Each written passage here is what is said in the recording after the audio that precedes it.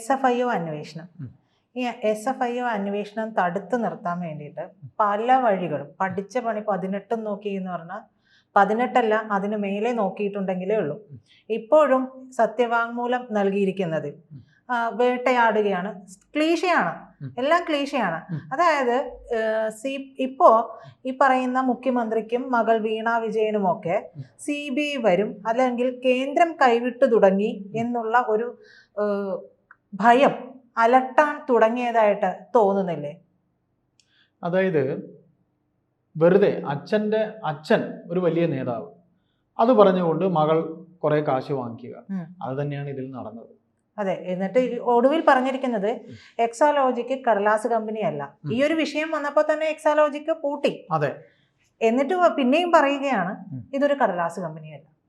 അതെ, ഇത് പ്രസ്താവിക്കുക. അവർക്ക് സത്യവാങ്മൂലം എന്ന് പറയുന്നതിൽ വാങ്മൂലം മാത്രമേ ഉള്ളൂ, സത്യം ഒന്നും പറഞ്ഞില്ല, അശേഷമില്ല. ഈ കേസിന്റെ നാൾ വഴികൾ നമ്മൾ പരിശോധിക്കുമ്പോൾ എക്സാലോജിക്ക് എന്ന് പറയുന്ന കമ്പനി ഇവർക്ക് കരിമണൽ കർത്തയ്ക്ക് ചെയ്തു കൊടുക്കുന്ന സഹായത്തിനാണ് ഈ പറയുന്ന പ്രതിഫലം കൊടുത്തിരിക്കുന്നത്. കരിമണൽ കർത്തയുടെ CMRL കമ്പനിക്ക്. ഈ CMRL കമ്പനി എന്ന് പറയുന്നത് വെറുതെ ഒരു കടലാസ് കമ്പനി അല്ല.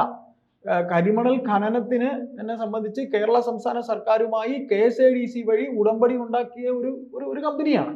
ആ കമ്പനിയിലാണ് ഇവർ ഈ പറയുന്ന രീതിയിൽ ഇവരുടെ കമ്പനിയായി എക്സാലോജിക്ക് എന്തൊക്കെയോ ചെയ്തെന്ന് പറയുന്നത്. ഒന്നും ചെയ്തിട്ടില്ല. ഇവർ സോഫ്റ്റ്വെയർ ഡെവലപ്മെന്റ് കമ്പനി എന്നാണ് പറയുന്നത്. ഈ സോഫ്റ്റ്വെയർ ഡെവലപ്മെന്റ് കമ്പനി എന്ന് പറഞ്ഞാൽ സ്കൂളുകൾക്ക് ചില സോഫ്റ്റ്വെയറുകൾ ചെയ്തു കൊടുക്കുന്ന ഒരു കമ്പനി എന്നാണ്. സോഫ്റ്റ്വെയർ ഡെവലപ്മെന്റ് എന്നൊക്കെ പറയുന്നത് നിങ്ങൾക്കും അറിയാം, എനിക്കും അറിയാം. അപ്പൊ അത്തരത്തിൽ ഈ പറയുന്ന എന്ത് സോഫ്റ്റ്വെയർ പ്രധാനമായും ചെയ്തുകൊണ്ടിരുന്നത് അതൊരിക്കൽ സംസാര വിഷയമായതാണ് ഇപ്പൊ പറഞ്ഞ കാര്യം. കാരണം സ്കൂളുകൾക്ക് സോഫ്റ്റ്വെയർ ഉണ്ടാക്കി കൊടുക്കുന്ന ഒരു കമ്പനി, ആ കമ്പനി ഇത്തരത്തിലൊരു CMRL പോലൊരു കമ്പനിക്ക് എന്ത് തരത്തിലുള്ള സോഫ്റ്റ്വെയർ, അതിനുള്ള ഉത്തരവ് ഇപ്പോഴും CPM പറഞ്ഞിട്ടില്ല. അതെ. എന്നിട്ട് അത് മാത്രമല്ല, ഇത്തരത്തിൽ ഈ സ്കൂളുകൾക്ക് ഇത് ചെയ്തു കൊടുക്കുന്നു എന്നുണ്ടെങ്കിൽ ആ ചെയ്തു കൊടുത്ത പ്രതിഫലത്തിന് ഞങ്ങൾ ടാക്സ് വരെ കൊടുത്തു എന്ന് മുൻകൂറായി അന്ന് AK ബാലൻ എന്നൊക്കെ പറയുന്ന നേതാവ് പിണറായി വിജയന് വേണ്ടി പറഞ്ഞിട്ടുണ്ട്. നിങ്ങൾക്ക് അറിയാമല്ലോ, GST ആണ് അടച്ചിരിക്കുന്നത് എന്നല്ലേ പറയുന്നത്. IGST അടച്ചു എന്നാണ് പറയുന്നത്. ആ സമയത്ത് IGST വന്നിട്ടുണ്ടോ പോലും സംശയമാണ്. ഇല്ല എന്നാണ് തോന്നുന്നത്. ഇല്ല എന്ന് തന്നെയാണ് വിശ്വസിക്കുന്നത്. അപ്പൊ അത്തരത്തിൽ നമ്മൾ നാടൻ ഭാഷയിൽ പറയും മുഴുവൻ പേണിക്ക ചോറ്റി പുതയ്ക്കണം എന്ന് പറയും. എന്ന് വെച്ചാൽ ചോറ് കൊണ്ട് മുഴുവൻ പേണിക്ക പുതയ്ക്കുക എന്ന് പറഞ്ഞാൽ എത്ര പുതച്ചാലും ആ പേണിക്ക കാണാൻ പറ്റും. അത്തരത്തിലുള്ള ഒരു പരിപാടിയാണ് ഈ CPM എന്ന് പറയുന്ന പാർട്ടി നടത്തിയിരിക്കുന്നത്. പിന്നെ രണ്ടാമത്, എന്തുകൊണ്ട് ഇത്തരത്തിൽ ഈ കമ്പനി എക്സാലോജിക്ക് എന്ന് പറയുന്ന കമ്പനി എന്തിന് AKG സെന്റർ അഡ്രസ്സ് വെച്ചു? അപ്പൊ അവർ പറഞ്ഞ മറുപടി എന്ന് പറഞ്ഞു കഴിഞ്ഞാൽ അന്ന് കോവിഡ് ആയതുകൊണ്ട് വേറെ എവിടുത്തെ അഡ്രസ്സ് വെച്ച് എങ്ങനെ ചെയ്യാൻ പറ്റും എന്നൊക്കെയാണ് അദ്ദേഹത്തിന്റെ മകൾ. AKG സെന്ററിന്റെ അഡ്രസ് വെച്ച് കോവിഡിന്റെ സമയത്ത് എന്ത് ചെയ്യാൻ പറ്റും എന്നാണ് അവർ പറഞ്ഞത്. അത് പ്രത്യേകതരം ലോജിക്കായി പോയി.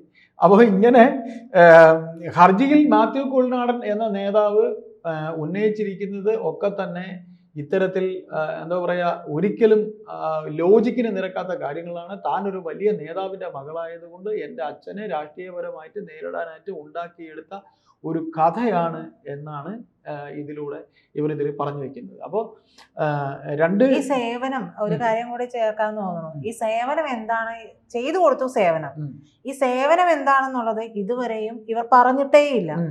അപ്പൊ ചെയ്യാത്ത സേവനമല്ലേ, ചെയ്ത സേവനമാണെങ്കിൽ ചെയ്തത് എന്താണെന്ന് പറയാമല്ലോ. അപ്പൊ അതിന് പ്രതിഫലം കിട്ടി. ആ പ്രതിഫലം കിട്ടിയതിന് GST IGST എന്തായാലും അത് അടച്ചു. അപ്പോ ഈ ചെയ്യാതെ എന്താ പറയാ, ചെയ്യാത്ത ഒരു കാര്യത്തിന് പ്രതിഫലം കിട്ടുന്നത് അഴിമതിയാണ്.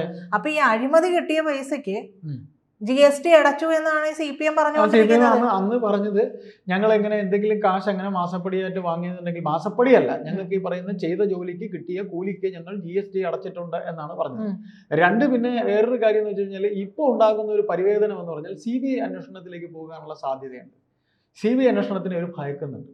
അതും ഈ തദ്ദേശ ഇലക്ഷൻ പോലത്തെ ഇലക്ഷൻ വരുമ്പോൾ CBI അന്വേഷണത്തെ ഭയക്കുന്നുണ്ട്. തദ്ദേശം മാത്രമല്ല, അത് കഴിഞ്ഞ് നിയമസഭ വരെയാണ് അല്ലേ.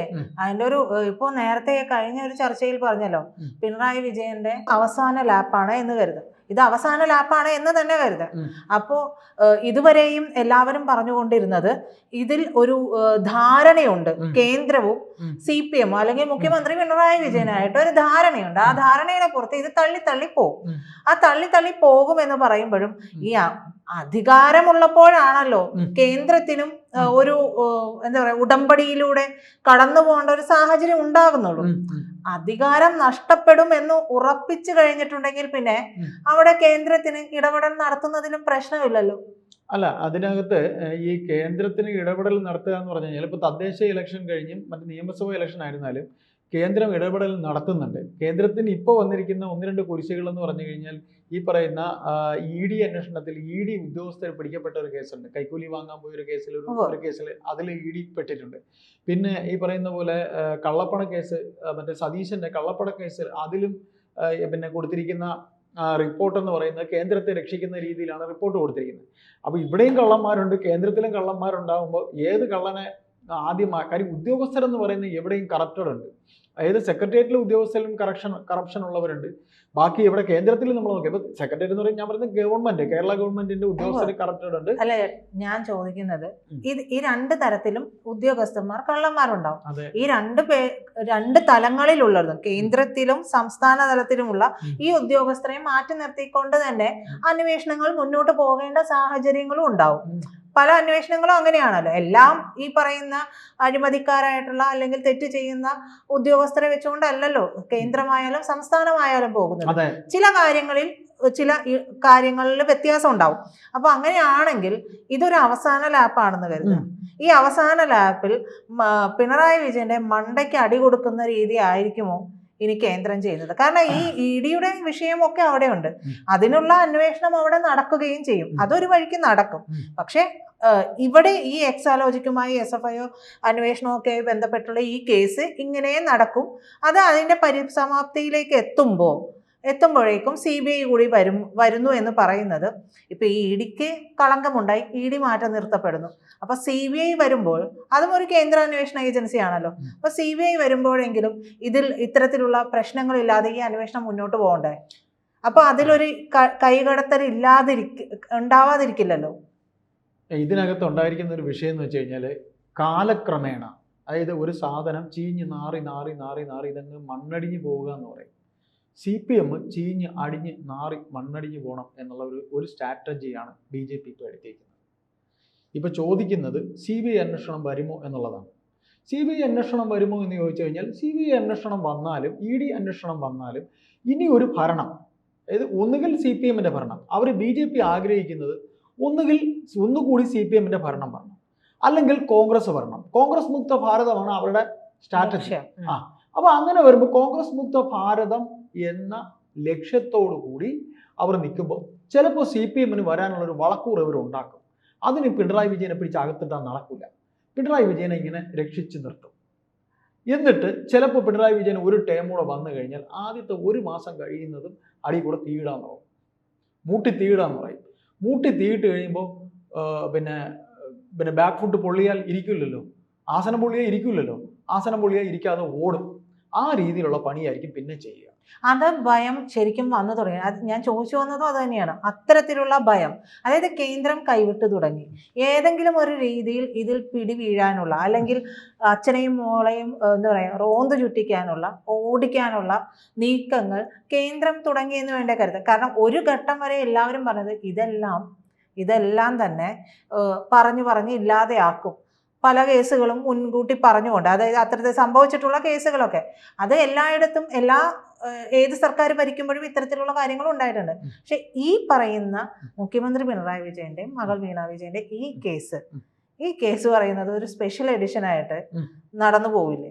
അല്ല, തീർച്ചയായിട്ടും ഇതില് നടക്കാൻ പോകുന്നതെന്ന് പറഞ്ഞു കഴിഞ്ഞാൽ നമ്മളിപ്പോൾ സംസാരിച്ചപ്പോൾ നമ്മൾ പറഞ്ഞ പോലെ തന്നെയാണ്. സ്പെഷ്യൽ എഡിഷൻ ആയിരുന്നാലും എന്തായിരുന്നാലും ഈ കേസ് അടുത്ത ഇപ്പോൾ തദ്ദേശ ഇലക്ഷൻ കഴിഞ്ഞ് ഒരു 10 മാസത്തേക്ക് ഇങ്ങനെ ഒരു ബ്രേക്കിംഗ് ന്യൂസ് മുഖ്യധാര മാധ്യമങ്ങളിൽ വരാൻ വേണ്ടിയിട്ടുള്ള ഒരു സാധനം പൊടിയിട്ട് ഇങ്ങനെ അവസാനം പൊട്ടിക്കുകയല്ല, അടുത്ത ഭരണം വരുന്ന അടുത്തൊരു സർക്കാർ വരുന്നവരെ. കാര്യം കോൺഗ്രസ് ഈ ഒരു ലക്ഷണം കണ്ടിട്ട് കോൺഗ്രസ് ഭരണത്തിലൊന്നും വരാൻ പോകുന്നില്ല. എനിക്ക് തോന്നുന്നത് കോൺഗ്രസ് വരാൻ പോകുന്നില്ല. കാര്യം ഇപ്പം നമ്മൾ കുറച്ച് മുമ്പ് നമ്മുടെ കോൺഗ്രസ് വക്താവ് ഇവിടെ ഒരാൾ സംസാരിക്കാൻ വന്നിട്ടുണ്ടായിരുന്നു. അദ്ദേഹം ഒരു കോൺഫിഡൻസ് ഒക്കെയാണ് പറഞ്ഞത്.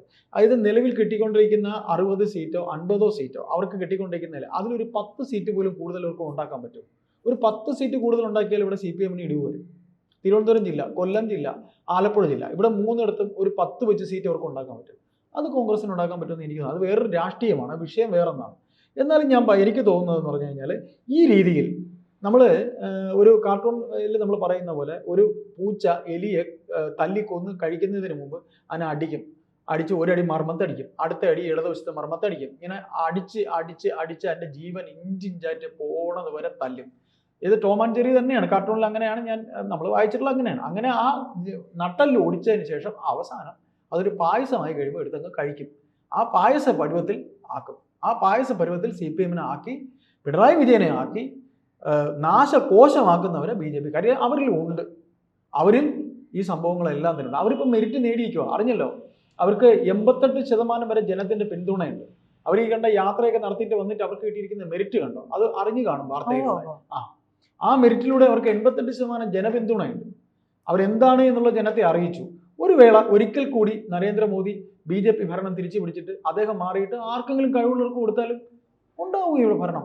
കാര്യം ഉദ്യോഗസ്ഥരെ നിയന്ത്രിച്ചാൽ, അതായത് ED-യെയും മറ്റു ഉദ്യോഗസ്ഥരെയും നിയന്ത്രിച്ചാൽ ഈ കേസിന്റെ അവസാന ലാപ്പിൽ പിണറായി മോഷ്ടിച്ചിട്ടുണ്ടെങ്കിൽ, മകൾ മോഷ്ടിച്ചിട്ടുണ്ടെങ്കിൽ പിടി വീടുക തന്നെ ചെയ്യും.